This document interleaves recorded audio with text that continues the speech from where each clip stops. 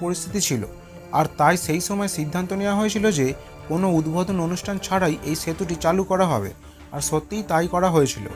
এটি কোনো রকম উদ্বোধন ছাড়াই জনগণের জন্য খুলে দেওয়া হয়েছিল। বন্ধুরা, হাওড়া ব্রিজ শুধু সেই সময়ই নয়, বরং আজও এটি গোটা ভারতবর্ষের গর্ব। তবে আপনাদেরকে জানিয়ে রাখি যে এই পুলটিতে দ্বিতীয় বিশ্বযুদ্ধের সময় বোমা হামলাও হয়েছিল, কিন্তু এই ব্রিজটির কোনো ক্ষতি হয়নি এবং এটি এখনও ভালোভাবে হুগলি নদীর ওপর দাঁড়িয়ে আছে।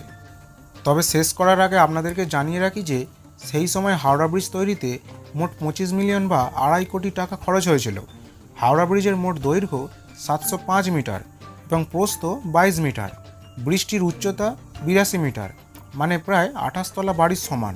আর সেতুর যে ঝোলা অংশটি দেখতে পাচ্ছেন তার দৈর্ঘ্য 460 মিটারের মতো।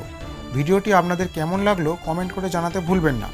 আর হ্যাঁ, আপনি কোথা থেকে আমাদের এই ভিডিওটি দেখছেন সেটাও কমেন্ট করে জানাতে পারেন।